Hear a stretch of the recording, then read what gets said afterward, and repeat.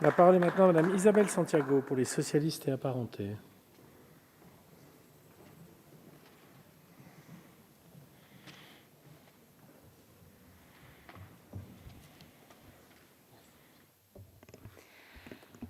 Monsieur le Président, Madame la Ministre, mes chers collègues, face aux enjeux de l'accroissement des tensions au niveau international et à la montée de puissance régionale, il est devenu indispensable de faire évoluer notre conception stricte de l'intérêt national en matière de défense, en faisant en sorte que des coopérations bien pensées, tant au niveau opérationnel et capacitaire qu'en matière industrielle, deviennent un élément structurant pour assurer notre indépendance à long terme.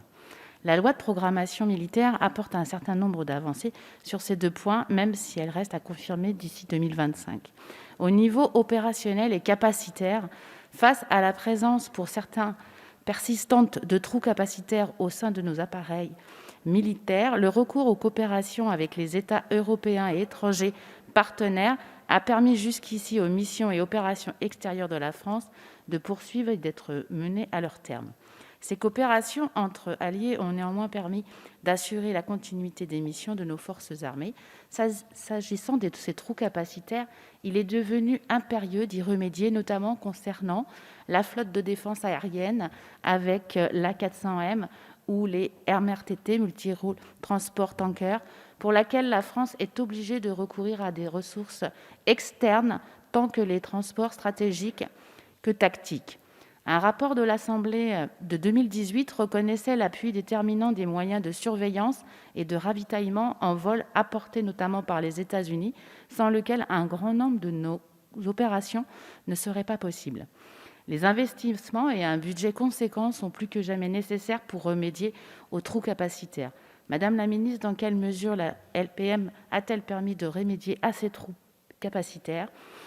S'agissant de la coopération industrielle avec nos partenaires européens, il convient de l'intégrer pleinement comme un élément structurant de défense de nos intérêts nationaux, qui passe désormais nécessairement par le développement d'une véritable autonomie stratégique européenne et d'une base industrielle et technologique de défense européenne.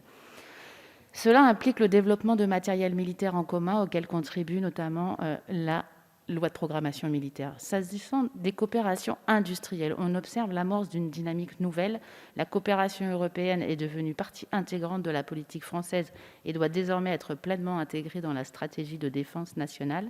La France doit assurer le rôle d'acteur central pour une convergence européenne. Pour cela, on doit être irréprochable dans les efforts et dans l'investissement et dans la recherche.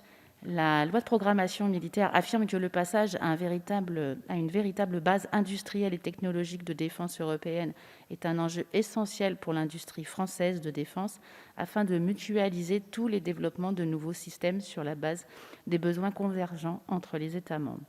Le défi à relever est immense du fait des divergences existantes, y compris entre la France et l'Allemagne. Madame la ministre, comment le Gouvernement entend préserver son autonomie stratégique tout en favorisant l'émergence d'une défense commune adossée à une base industrielle et de défense européenne en formation ?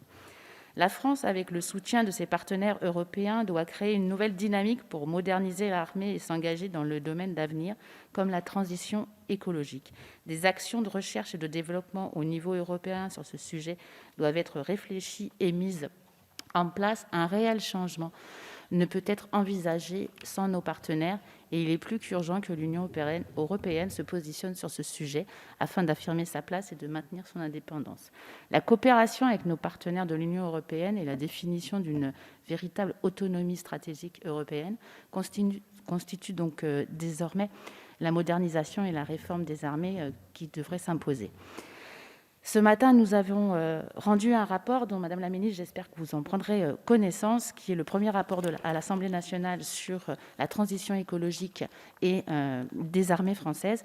Et je pense que dans ce cadre, il y a pour la loi de programmation militaire des grands enjeux de stratégie à l'échelle européenne, à l'échelle internationale, et bien évidemment pour que la France puisse être un leader dans le cadre de ce travail qui est mené, y compris sur le plan géopolitique et géostratégique.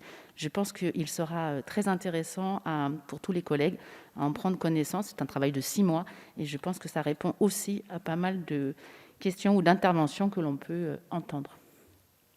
Je vous remercie.